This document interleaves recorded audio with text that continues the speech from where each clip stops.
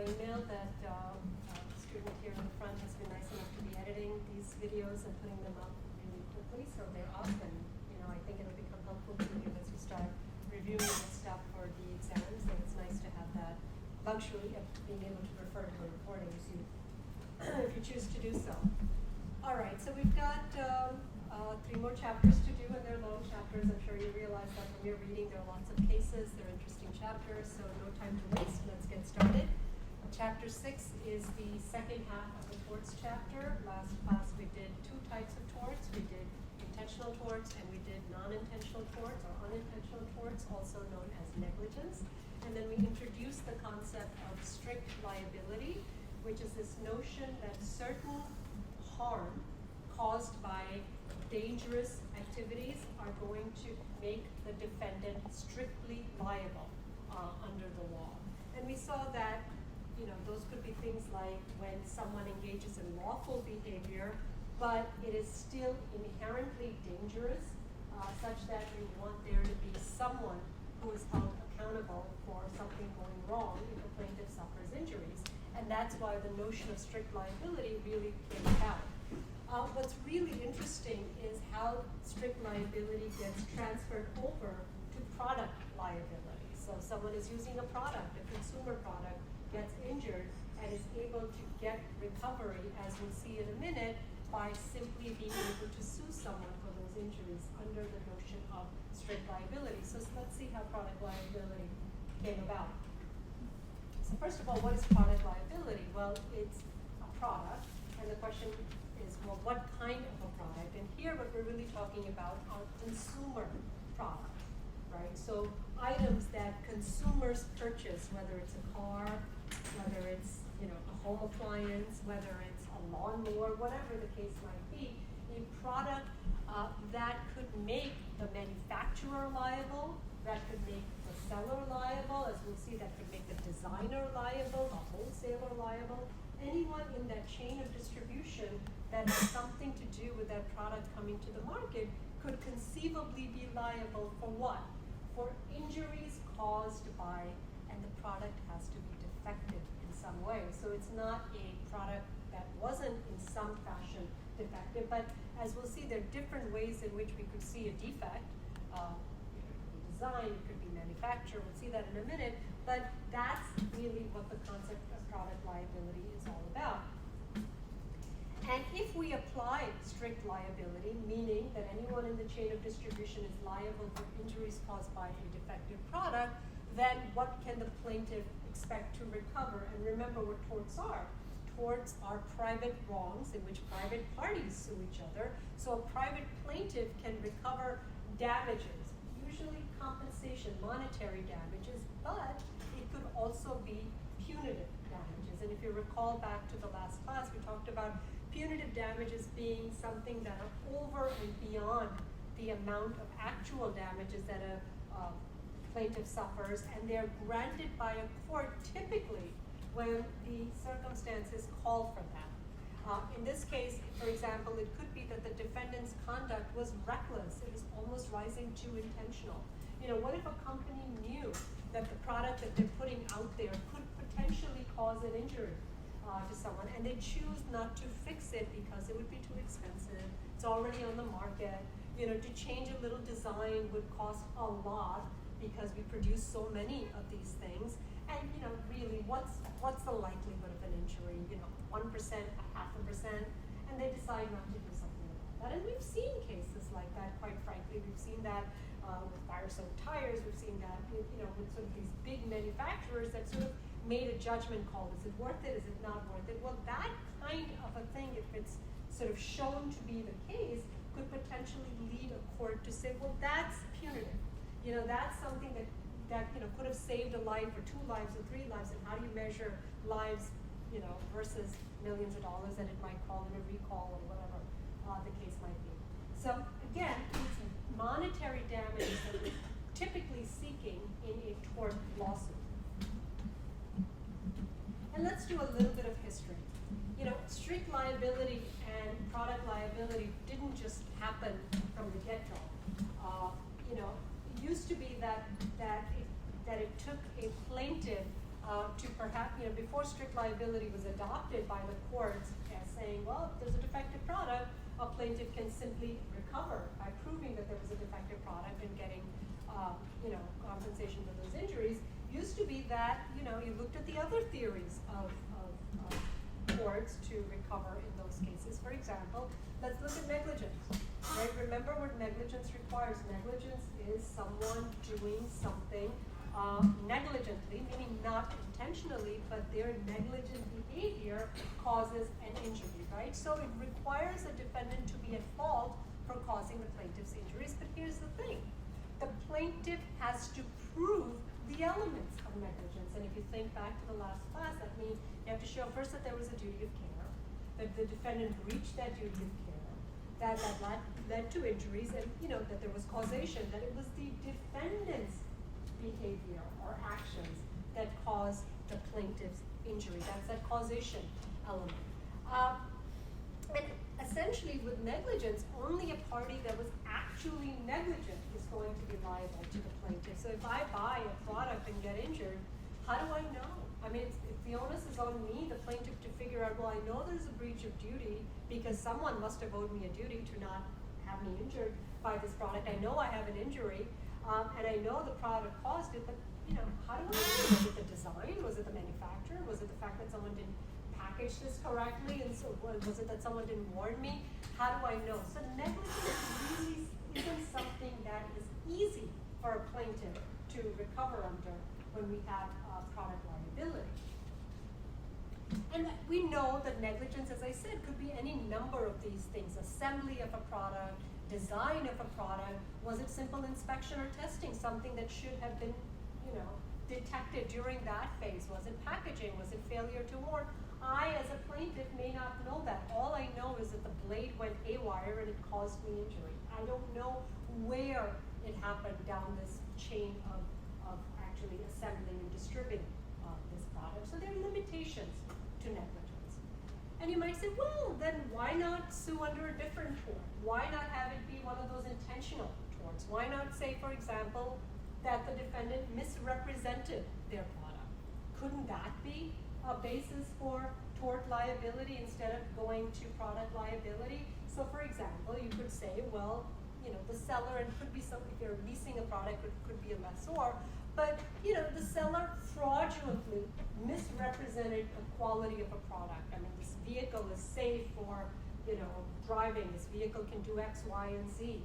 Or they hid a defect. For example, knowing that there could have been some issue with the types of tires and the way that they might topple over at a certain speed or whatever the case might be, that they hid it or they concealed it. But again, the problem with this kind of a tort is that recovery is limited to persons who are injured because they relied on the misrepresentation. So it might just be me, the actual buyer of that product. It may not be, for example, the passenger that sat with me in that car but also suffered an injury. So again, it's a lot harder, even with an intentional tort, for a plaintiff to get recovery if what you're going to be suing under is, for example, fraudulent misrepresentation. So these were sort of the evolution of cases that sort of said to courts. And oftentimes we sort of have talked about this already. The law just doesn't magically appear, right? I mean, we don't sort of say, well, this is this, and we can easily attribute, theory of liability. It evolves. And it evolves also as a matter of public policy. Because if you're going to say, as we now say with product liability, that it's going to be strict liability, which means making anyone involved with that product, manufacturers, distributors, wholesalers, retailers, anyone in that chain of distribution of again, highlight that word, the product has to be defective. A defective product liable for damages caused by the defect, regardless of fault, right? That's huge. Because think about it, great from a plaintiff's perspective, but what if you're a business? That's leaving you wide open for having any hand anywhere in the stream of these activities to make you liable, right? That's a big public policy issue to say, do we go this far? And the courts have indeed gone this far. And you might say, well, why isn't business falling apart? Why isn't everyone going into bankruptcy? I mean, this is a lot of exposure right here. How do you think businesses protect themselves against the potential for these kinds of lawsuits?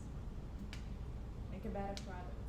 Indeed, we hope that's the case, and do voluntary recalls. So yes, that's one thing. But think from a pragmatic, practical standpoint. What else can you do as a business? Well, but this is not a contract case. I mean, I'm buying a product.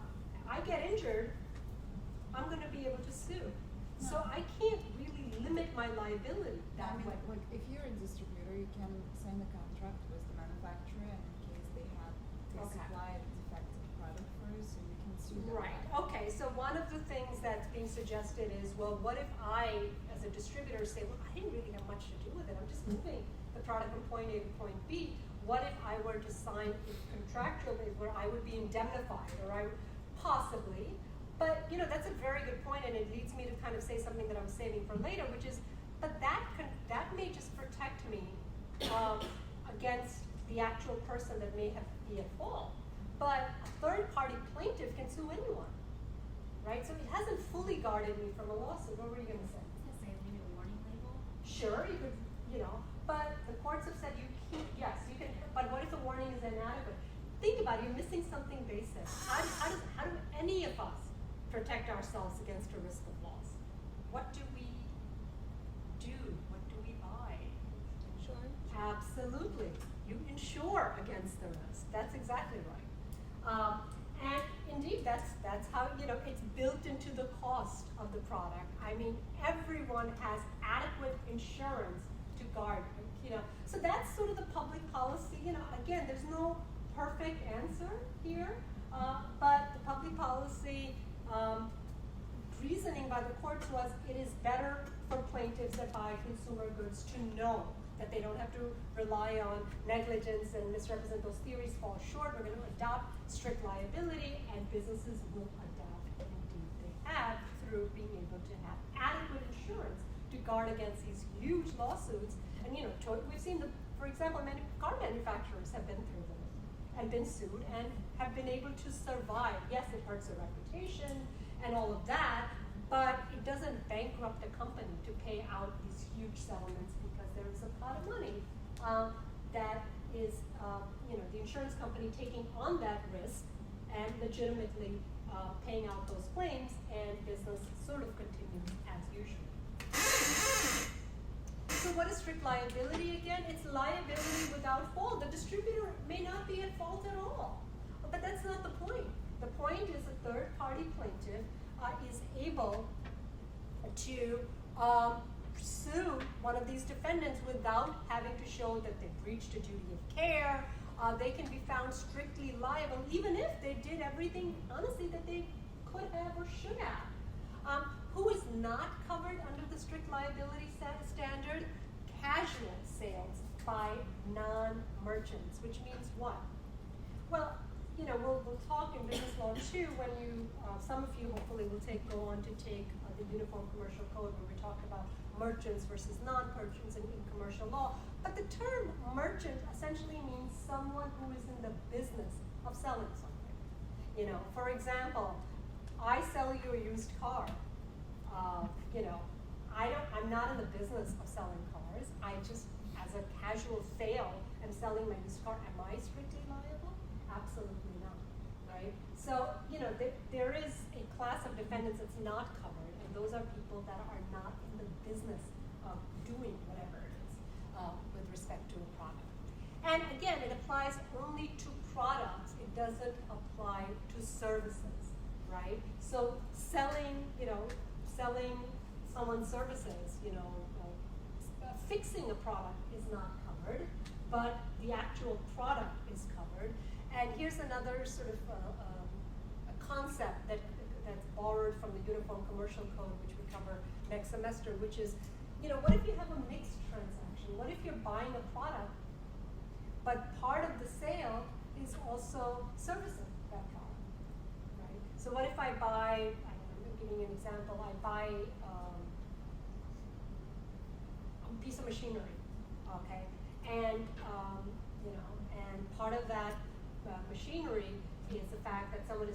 service that product for a year so if it breaks or something like that.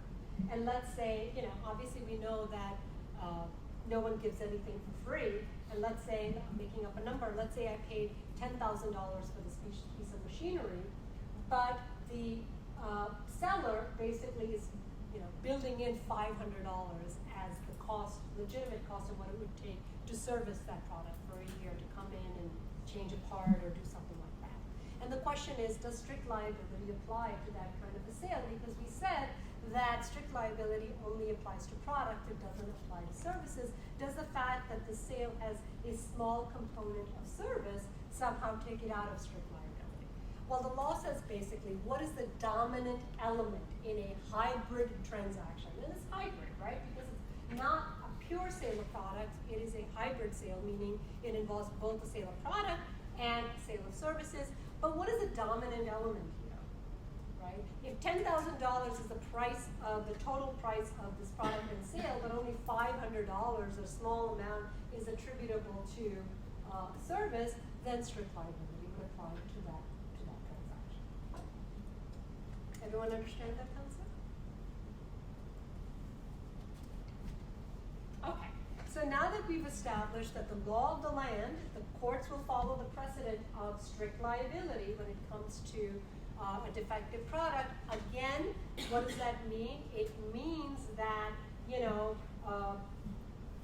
a computer coming fully assembled to us when we open up a box, basically had a lot of people that played a role in making that computer. They're manufacturers, they're distributors, they're designers, they're people that provide parts, subcomponent manufacturers, wholesalers. If I'm leasing it, there are all kinds of parties that are what are called in the chain of distribution, and product liability applies to everybody.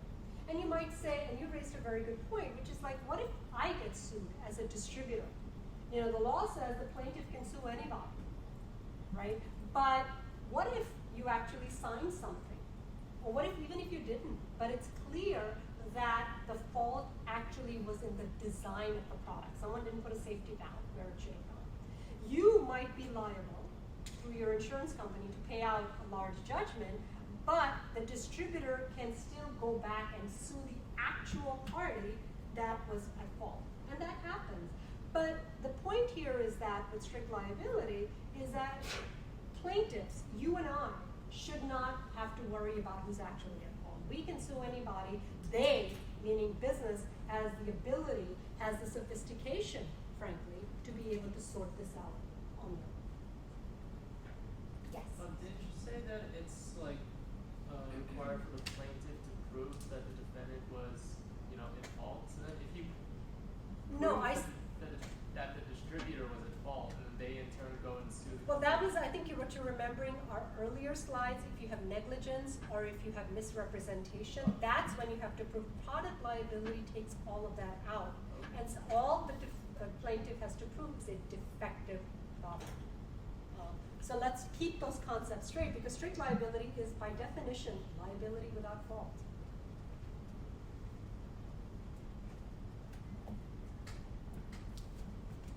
So who are the parties that can recover for strict liability? It's not, as I sort of alluded to earlier, not just the party that buys the product. So we're going to, as the board sort of reflects, we're going to start talking about contracts law for a number of classes to come, starting next class.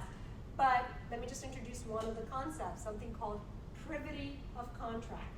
Privity of contract between the plaintiff and the defendant is not required, which means the following. It's sort of the example I gave. I buy a car. I was in a contractual relationship, right, with the party from whom I bought the car, the dealership, if you will. But I'm transporting three people are sitting in the car with me. They're friends, they're family, they're random people, whoever. Or I injure somebody while driving the car because of a defective product, right? Who can sue anyone within the chain of distribution? It's not just me. It's anyone else that gets injured by that defective product. Why? Because strict liability does not require privity of contract.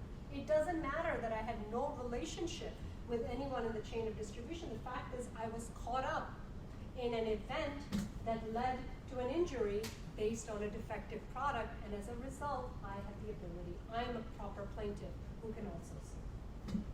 So again, doctrine applies even if the injured party had no contractual relationship with the defendant, because again, we're looking to expand product liability so plaintiffs can properly recover, and we're building in the cost of,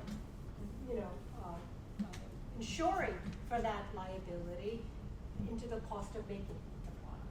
So a consumer who purchased a product, or any user of the product, third party, bystanders, anyone is entitled to the same protection when it comes to a defective product.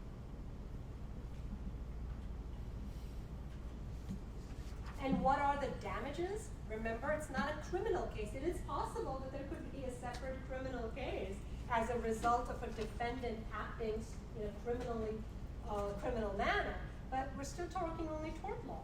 Tort law will not allow me to sue somebody and have that somebody wind up in jail. It just doesn't work that way. Criminal and civil cases are different. But I am looking for damages. What kind of damages vary by jurisdiction? What does that mean? What does it mean for damages to vary by jurisdiction? It means that they can be different depending on where you sue. And you might say, really? Well, yeah. Remember we talked about state versus federal courts. And we said that even if you have diversity of jurisdiction, meaning you could go to state court or you could go to federal court, you might go to one court or another depending on various reasons. It could be convenience, it could be better precedent, or it could be what kind of damages are available. Do I see that, treble damages, for example? Treble damages are certain types of cases that allow someone to recover 3 times the amount of damages as a result of a particular type of injury. Those might be available under federal law, but they're not available under state law. So parties will do their research and their diligence to see where can I bring a case where that would be convenient, that I'm legally allowed to bring the case, and where, as a plaintiff, can I get the best damages. So yeah, they could vary a little bit depending on the jurisdiction. Damages for personal injuries are recoverable, of course, in all jurisdictions that have adopted strict liability, and just about, strict liability is the law of the land now with respect to product liability. You could also get property damage, right? It doesn't just have to be physical injuries. It could be that, my property was injured. Property is physical property. Those kind of damages are available. Economic loss is recoverable. I suffered an injury, and as a result, I couldn't work for 6 months. Medical expenses and so on, those are also types of damages that are recoverable. And as we've already talked about, in the right kind of case, punitive damages. And the word punitive sort of almost means punishment in some ways, doesn't it? And it's not criminal punishment. It is just, again, if it can be shown that the defendant was so reckless, so almost intentionally caused the injury, they were in a position to stop it, they chose not to. As a result, we're going to go above and beyond. And this sort of should remind you of like the McDonald's case that we talked about, where it was very foreseeable that someone could suffer really bad injuries, and because of the profit motive, a company was overzealous, and a court could slap on punitive damages in addition to all of these other type of damages as well.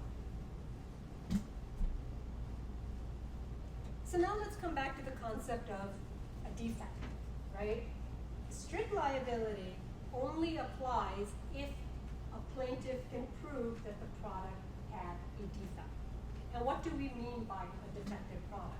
Something wrong, obviously, inadequate or improper in some way relating to either the manufacturing of the product, the design of the product, the packaging, the warning, or the instructions. And someone says, well, I can absolve myself of liability simply by warning people. And that comes back to, as we'll see in a couple of cases, was the warning adequate? How explicit and how broad does a warning have to be in order for it to be a defense to product liability? So an injured party has to show that the product was defective, and it was a defective product that somehow caused the injury to the plaintiff. So you have to, strict liability is not sort of a blank card to kind of let everyone sort of have free reign with it. You have to show that the product caused the injury and it was somehow defective to recover for strict liability. But what the injured party does not have to do, it doesn't have to prove who actually caused the product to be defective, because that is too much of an uphill battle for a plaintiff to have to do.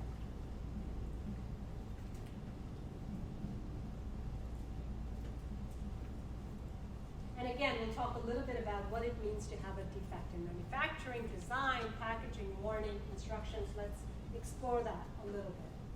So, what does it mean to have a defect in design? Well, this happens, for example, where a manufacturer, if someone who actually builds the product, maybe they're not doing it alone, they're probably getting parts from various places and so on, didn't either assemble the product properly, and maybe the reason is that's why it came apart the way it did and resulted in injury. Perhaps they didn't test a product properly, right? You can't just say, here it is. You have, a product has to go through lengthy testing, and think it could be anything. It could be, for example, think about a car seat, think about, a high chair, think about a car, think about any of these things, right? And checking the quality of the products. And these days in particular, right? I mean, companies don't make all the nuts and bolts of their product themselves. They're probably getting these products from elsewhere. For example, this should bring to mind, for example, the Toys R Us case. Remember the slide that we talked about last class?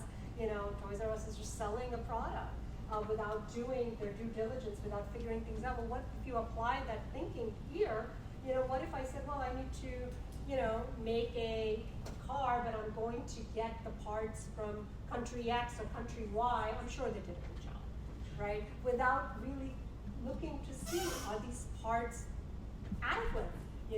Nuts and bolts that go into a vehicle have to perform at a certain level to not, again, those are the kinds of things that could be deemed to be a defect in manufacture if the product actually doesn't live up to the performance that it should have. And what is a defect in design? Well, that kind of defines itself. You don't just sort of you don't start manufacturing. It has to go through a whole process, a blueprint of design and so on.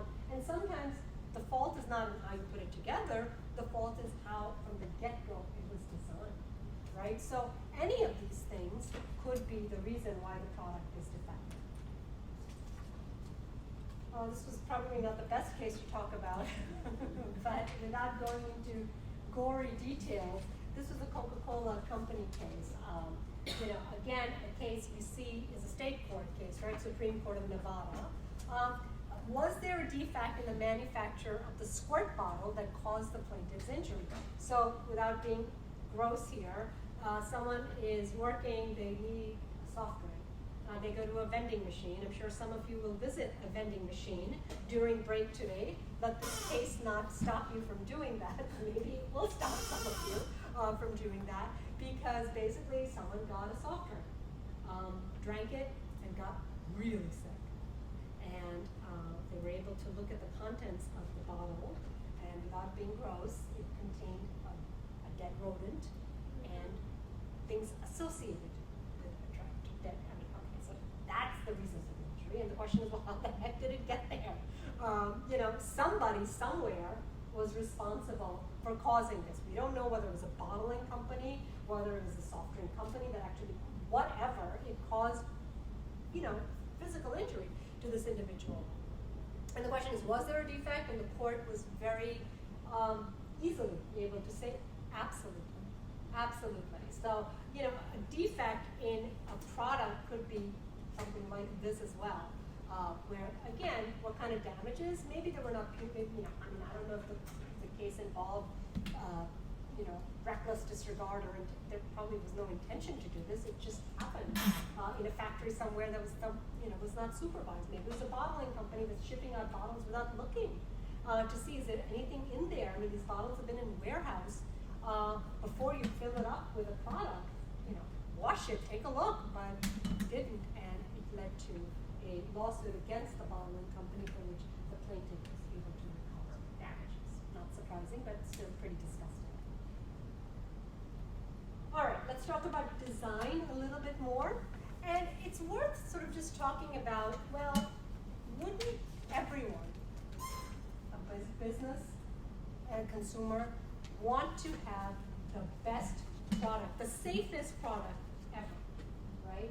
So, you know, we could be stuck in the design phase of something for years because anything and everything could be better, right? But the fact of the matter is, if we engaged in that kind of a mindset, nothing would ever see the light of day.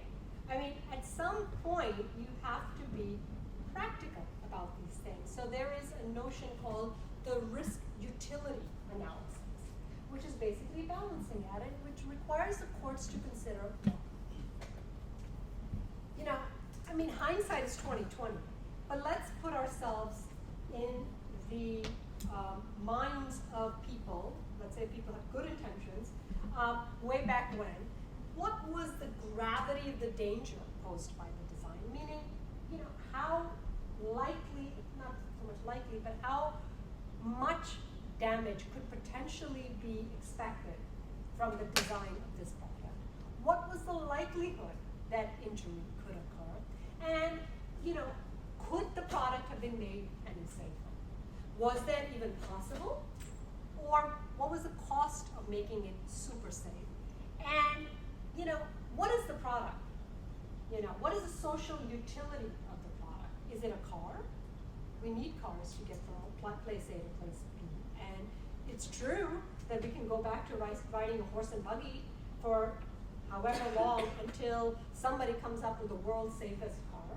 But let's face it, I don't think any one of us are willing to go back to those days, right? So, I mean, yes, it is, you know, you have to kind of see, you know, after the fact, you can't say, well, they could have installed this thing. Yeah, but, you know, back when, it just, we didn't know as much about the likelihood of injuries. We hadn't pinpointed it. And the fact of the matter is, consumers are not also willing to pay $300,000 for the safest car available. It just, you know, nobody would buy it. No company would be profitable. And we have to find some sort of a reasonable balance. For example, I grew up in an era, wasn't that long ago, that the cars that I rode in as a child did not have airbags.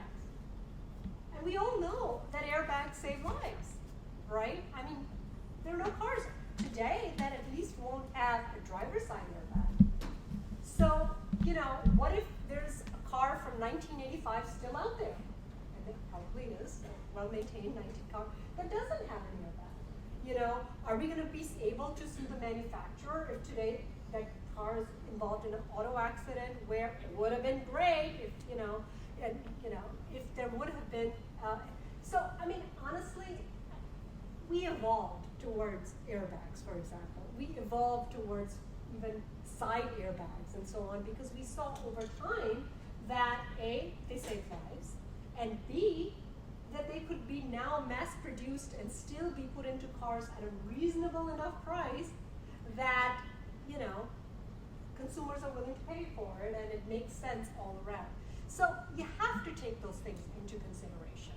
And, you know, there's also this notion of what would an ordinary consumer expect. An ordinary consumer is not willing to pay 30 times the price of that product because you can possibly make that product 99.9% safe as opposed to 95% safe.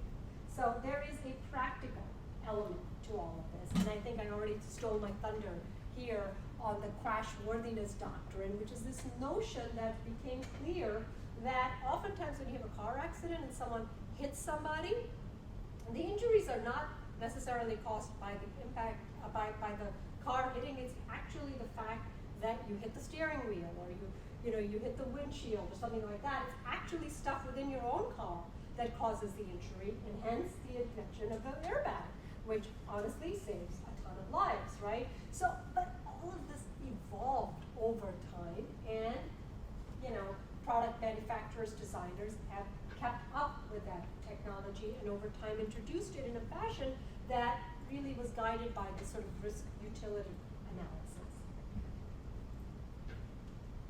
All right, so design, manufacturer. What about failure to warn? You know, this is a defect that occurs when a manufacturer does not place a warning on the packaging of products that could cause an injury if that danger is unknown. And, you know, it's not just a warning, it has to be proper and conspicuous. And the word conspicuous means obvious. Don't hide it. Make it, you know, fairly apparent to somebody. Proper warning placed on the product could potentially insulate all in the chain of distribution, meaning protect them from liability. So was there adequate warning, and was there proper warning? You could have a warning, but does the warning, is that enough of a warning? And failure to warn is a defect that could support a strict liability action. And this was, this was the case, 2011 case, again, Supreme Court of Montana, so we're talking about a state court. And the question was, well, what was the question? What happened in this case? Aluminum bat. Does that bring back any memories from your reading? What happened here? I don't want to get into a practice of calling on people, so I expect yes. Well, there was a Little League baseball game. I think the kid was 18 years old, and he was playing Almost a in the young infield. adult, yeah. He's playing as an infielder, and when the batter hit the ball, it struck him in the head and caused him to die. What kind of bat was it? Aluminum. As opposed to, Wood. and which one packs a better punch? Than aluminum. Absolutely. And so the injury was not just an injury, it resulted in death, from what I Yes. recall. So the heirs of this young adult almost sued whom? They sued the manufacturer of the bat for product liability, strict liability damages, under the notion that there wasn't proper warning of the kinds of injuries that could happen as a result of using an aluminum bat versus a wooden bat. Were they successful? Yes. And the courts, you know, again, it went up all the way up to the Supreme Court because, you know, you might argue, well, you might say, well, why did it take so many appeals to get there? What was the issue? Well, I mean, baseball, a game of baseball involves a flying ball, right? We saw a case last class about if a fly ball hits you, well, that's assumption of risk, right? So why is this case different? This case is different because an average consumer, you said, it's a little league game. Yes. It's not, you know, Major League Baseball, first of all. It's kids, basically passing time and whatever, and playing baseball. But the fact of the matter is, may not understand that there's a huge difference when someone swings, and we're not talking about like 7-year-olds, we're talking about 18 full-grown adults almost, and hitting a ball with an aluminum bat could really pack such a big punch that it could ultimately lead to something like this. And yes, no one wanted this to happen, it was anything but intentional, but the fact of the matter is, you can't assume a risk if you don't know that risk. And here, they basically recovered under the theory of failure to adequately warn of potential injuries resulting from that kind of an instrument, a bat that wasn't wooden, but a bat that could potentially hit a ball, I don't know how many miles an hour, and just may not have been appropriate for this kind of a site. There are other kinds of defects, for example, defect in packaging. I mean, sometimes an injury simply results because something isn't packaged properly. And you know, this sort of tamper-proof and so on and so forth, this sort of reminds me of over-the-counter medications, for example, right? I mean, ever try to open up, you know, anything, and you might say, my God, not only is this child-resistant, it might as well be adult-resistant. It can't even, you know, this is so complicated. And you say, why do they make it so complicated? Well, because over years there have been plenty of lawsuits about having medications that if someone takes too much of it, especially a child without understanding, I mean, you know, it's great flavor, that's enticing, you know, to a 7, 8, 10-year-old, and if you don't make things properly packaged, it's an invitation to someone who doesn't fully understand to abuse that, if you will. So yeah, things to be tamper-proof and so on is potentially a defect to in packaging that could be basis, as I said, for strict liability. And And other things, failure to adequate provide instruction, not just warning, but how do you assemble something, and the importance of those instructions, because improperly assembled items, even if the design was perfect, the manufacturing was perfect, would lead to injury. So that's important. Inadequate testing of products, inadequate selection of component parts, we've already talked about that, where you get your parts, how you test them, and so on, is also a basis for a defective product. Improper certification of the safety of the product, I mean, that doesn't go for everything, but it goes for certain types of things where there's an industry certification process that you have to follow. So yeah, sometimes things cost a lot. You might say, well, how much would it cost to build a little box like this? Why is this $40? Well, think about, not just the cost of insurance, but all of these steps that a legitimate designer, manufacturer has to go through to make sure that the product goes out. Like someone said, how do you guard against a defective product? By making safe products. Well, yes, but the price of making safe products is that it costs more to bring a product to market. Okay, so we've talked about all of these things that could go wrong, right? All of these defects. Well, let's say, product goes to market and someone actually suffers an injury as a result of using that product. We've seen that there's strict liability for anyone in that chain of distribution. What are still some defenses that a defendant who's in this chain of distribution could argue? It's not as if there are no defenses whatsoever just because of strict liability. There are some defenses, for example, and these should start to sound familiar because we talked about some of these defenses when we talked about negligence last class. I'm sorry, did you have a question? Could a defense be like if you don't follow directions and you Yes. use it improperly? Yes, and so the question was, could a defense be that failure to follow instruction? Yes, that is, and maybe that's listed, maybe that's not, but that is an example of a defense. Okay, a generally known danger. For example, certain products are inherently dangerous and are known to the general population to be so. Manufacturers and sellers are not strictly liable for failure to warn of generally known dangers. Well, I was driving along and I put my, foot on the accelerator. Oh my God, the car sped up, and that's what led to the injury. Well, yeah, I mean, it's generally known that if you step too hard on the gas, that causes the car to accelerate. I mean, a car is a known danger if it's not driven properly. I bought a BB gun and it I didn't know that. I mean, BB guns shoot. What is it? They shoot fake bullets or whatever. So yes, I mean, there are certain things that if you use them the way that they're intended to be used, you understand that they could cause these dangers, right? So manufacturer is not going to be liable for a product doing what it is supposed to do, right? That is not a defect in the product. Now we're going to talk a lot about the government contractor defense. That is a defense that only applies to certain things that are sold to the U.S. government. For example, if the U.S. government, Army, decided to have a contract with a manufacturer for some jet planes or something, there's a different sort of liability standard that applies. So not really sort of an issue for us here. Okay, a couple of other things. Abnormal misuse of a product. Well, if a plaintiff abnormally misuses a product, that doesn't make the manufacturer, the designer, liable. For example, I gave the example of machinery.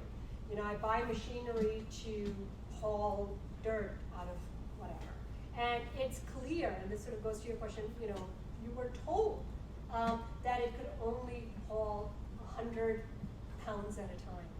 But, it would cost more to hire someone to do it 100 pounds at a time, so you started doing 125, it looks sturdy enough or whatever. But the fact of the matter is that the crane breaks and it causes an injury, all right? That is not a defect in the product because the product basically wasn't designed or manufactured to hold more than 100 pounds was the maximum. And that is a abnormal misuse of the product, and that is a defense with respect to someone being injured by that product. A supervening event is basically something else happening. For example, altering or modifying a product in the chain of distribution that could potentially absolve, meaning do away with the liability. And I think the best way to see this is hopefully, well, there's a slide coming up that will explain a supervening event. So again, a manufacturer or seller of a product is not going to be liable if that product has been materially, significantly altered and modified after it leaves the seller's possession, and it's actually the modification or the change made to the product that causes the injury. Assumption of risk is another one. You know, if you assume the risk of whatever, you know, you drive a race car, you assume the risk. You know, yes, it goes fast, but yes, it could topple over at very high speeds. So there could be voluntary assumption of risk as well. Let's talk about this supervening event. This was a, you know, we know that, what kind of case is this? When we say United States Court of Appeals from the Sixth Circuit, state or federal? Absolutely federal, and it's an appeals level, you know, intermediate appeal level court, because we know it's a court of appeal. So the issue here is, did BIC's lawyer, BIC makes lighters, did one of their statement cause prejudice to the jury? That's really the issue. But someone tell me what happened in this case real quickly? Yes. The child found the fire. The child found a lighter. The lighter, and burned, got the second, third degrees burns, and the father was responsible for that. Because Why was he the father removed responsible? boarding. Yeah. Removed the boarding. So apparently, I don't use lighters, but apparently lighters may have a safety valve or something, so that, you know, a young person couldn't figure out how to do it. So BIC had installed like a safety valve or something in a lighter, and, you know, a lighter presumably was to light a cigarette, you know. So the kid found a lighter, and, you know, we know kids are attracted to things like this. Took it out and started playing with it and wound up setting a fire with whatever. But the reason was that the child safety mechanism had, and nobody denied it, had been taken off. And the reason was, under oath, the father, whose name was Thor, that's quite a name, testified, well, I took it off because that made it easier to use. I mean, if, you know, okay, led to horrible consequences. But, you know, the funny thing in this case was, I mean, so they're basically showing supervening event, product was safe, or as safe as you could make it. I mean, it's a lighter. The whole point of a lighter is that it produces fire.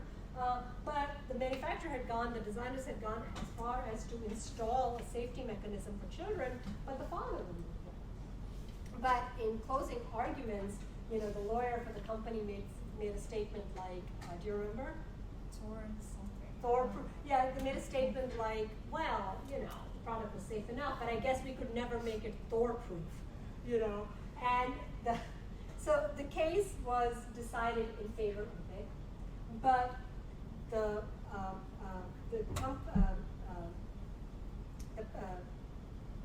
my train of thought. The company won, but the question was, you know, did the fact that these remarks were made prejudice the jury in some way? You know, they were sort of, you know, probably inappropriate, but the court came back and said, no. Let's not lose sight of what this case was really about. A reasonable jury found that it was really the removal of the safety mechanism that caused this injury. If the safety mechanism had been there, a 7, 8, 9-year-old child would never have been able to light the lighter, and no injuries would have happened. So here, there was a proper defense for it. You know, a sad case, but a case that kind of drives the point home. We talked about statute of limitations, right? What is a statute of limitation? A statute of limitation is a time period within which a lawsuit has to be brought. And there is a statute of limitation with respect to product liability cases, with respect to tort cases in general, and you don't have to memorize what it is. It depends on the jurisdiction. It could be 4 years, it could be 6 years. But the point here is that when does that time start to run? Well, it starts to run from the time that someone was injured by the defective product, right? So the clock starts to tick from the time of injury, and that is a significant amount of time. So what some states have done is instead of statute of limitation, they've said for product liability, for strict liability, we're going to go a little bit pro-business here. And we're not gonna measure the time period starting from when the injury happens. We're going to adopt what is called the statute of repose. And the statute of repose limits liability to a certain number of years, not from the date of injury, but from the date when the product was first sold. Okay? So, you know, it's kind of controversial because you could have an injury happen 4 years, that's a statute of repose, 4 years and 2 days later. And, you know, if you lived in a jurisdiction that didn't have this, if it was statute of limitations, you could still sue. But if that time period had ended, then you're out of luck. And, you know, it's one of those things, we always see that the law is not black or white. Cost of doing business, you know, managing businesses, requests for less regulation, fewer lawsuits against consumers, expectation of being able to sue is a hard balance. And the statute of repose is kind of that, like, you know, at least you know, from an insurance point of view, that 4 years out, you're not going to be able to be sued. But a lot of states have said no, that there's a reason why we have a public policy for these things. We're not adopting a statute of repose. We're going to go with statute of limitations. And it also comes down to where do you bring a lawsuit? If there are other jurisdictions that are more favorable to the plaintiff, then plaintiffs will look to see whether another state court or perhaps a federal court has jurisdiction if time is an issue. But understand what statute of repose is. Statute of repose will end liability and start to measure the clock ticking from the time that something is sold, not from the time that the injury happens. Yes? What is the usual time limitation on the business? We're not, nowhere are we talking less than at least a year or two. It could be as high as 4 to 6 years. That's typical. All right, not going to spend a whole lot of time on contributory versus comparative negligence because you should remember that from your last class. So, you know, whether or not somebody, defendant, was strictly liable does not forbid them or prohibit them from arguing, yes, we may be strictly liable, but one of the defenses was the fact that the defendant really, in some ways, they may not be 100% at fault or whatever, but they contributed to their own negligence. You know, and it could be that instead of doing 100 pounds, the reason was they never informed their staff that 100 pounds was the limit. You know, they were doing 110, 115 pounds, and that's what led to the brain injury or so on. So they were at least partially at fault. So now you come back to what is the law? Is the law contributory in that jurisdiction negligence or comparative negligence? Because remember, contributory negligence is a very, very harsh rule. It basically says if the plaintiff was even a little bit at fault for contributing to their injuries, they cannot recover at all, even if the product was defective. That's harsh. And not many states still have that rule because the rule really is now comparative negligence. You look to see what would a reasonable trier of fact, like a judge or a jury, how much percentage of the injury could we say, you know, it's not exact science, this is based on the evidence, could we say contributed to the plaintiff's injuries, and based on that we will proportionately assign. So for example, the defect in the product was 70% at fault, but the plaintiff's injury you could say could be 30%, then $1 million $1 million verdict could be reduced to $700,000, right? That's why comparative negligence is still a defense, but it's not an outright bar to the plaintiff being able to recover something for their injury.